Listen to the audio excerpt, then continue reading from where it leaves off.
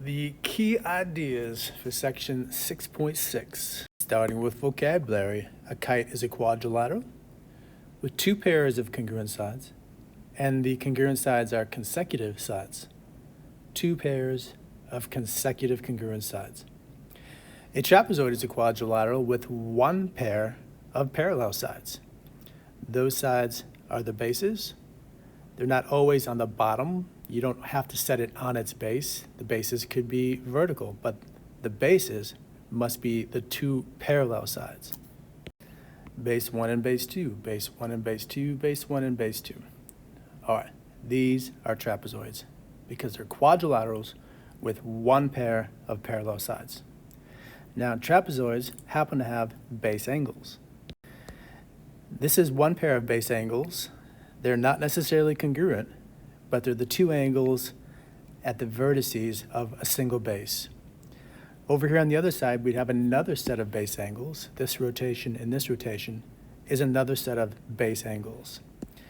In this case, the base angles are here and here. These two angles form a pair of base angles. And if you go to the other base, that would be another pair of base angles. Again, nobody's necessarily congruent or anything. However, if the trapezoid has two congruent sides, then it would be an isosceles trapezoid. The two congruent sides, notice, are not the bases. The two congruent sides are called the legs.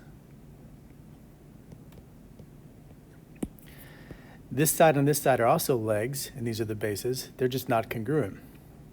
These parallel sides are the bases. That means this side and this side are the legs, but they're not congruent.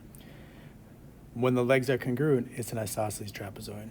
Or if it's an isosceles trapezoid, then the legs are congruent. All right, that covers the definitions for section 6. Now, for the properties. If it's a kite, then the diagonals are perpendicular. That means we'll probably have problems that use the Pythagorean theorem with any one of these four right triangles, given that the diagonals are perpendicular.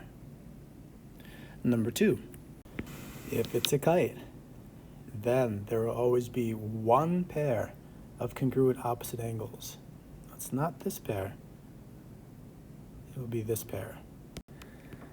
It will always be the pair of angles where each of them is formed by the two different non-congruent sides. Finally, and you might not see this one in the book, if it's a kite, then one of the diagonals will always bisect two of the angles of the kite. Which diagonal will it be? It will always be the diagonal which is not going to the congruent angles, but to the non-congruent angles. Those non-congruent opposite angles will always be bisected by the diagonal. All right, that does it for kites. Now for the properties about trapezoids. For any given trapezoid, if the legs are congruent, or in other words, if it's isosceles, then each pair of base angles will be congruent. So this pair of base angles will be congruent, and also this pair of base angles will be congruent.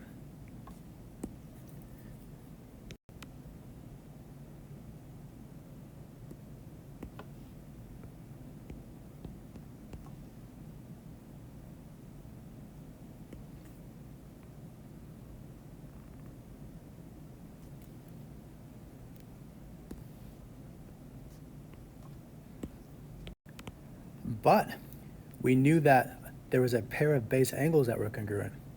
And all it would take is one pair, because then the other pair would have to be. So if one pair of base angles is congruent in a trapezoid, then we know that it must be isosceles. It could be the top two or the bottom two base angles. If one of them is congruent, then the other one will be. So all it takes is any one pair of base angles being congruent. That will tell us that the trapezoid must be isosceles. Another property with trapezoids is if it's isosceles, then the diagonals will be congruent. the yellow segment will be congruent to the red segment. And the converse is also true. So if we ever have a trapezoid, and we know that, let's say AC is congruent to BD, then we will know for a fact that this trapezoid must be isosceles. Again, if isosceles, then the diagonals are congruent. If the diagonals are congruent in a trapezoid, then it must be isosceles. All right, we have one more idea for trapezoids, and that will conclude the key ideas from section 6. For any trapezoid, if we connect the midpoints, not of the bases, but of the legs. Again, not the bases, but the legs.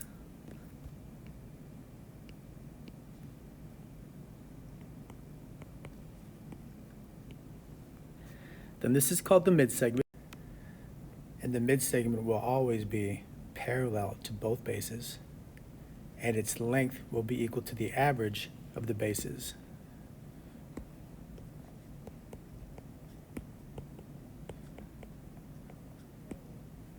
So base 1 plus base 2 divided by 2.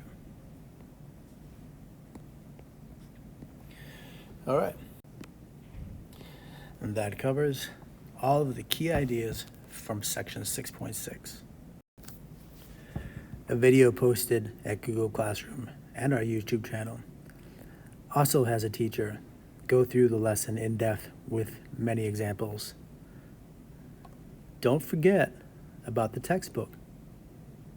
Those 8 authors had an audience in mind when they wrote that book, and it was you.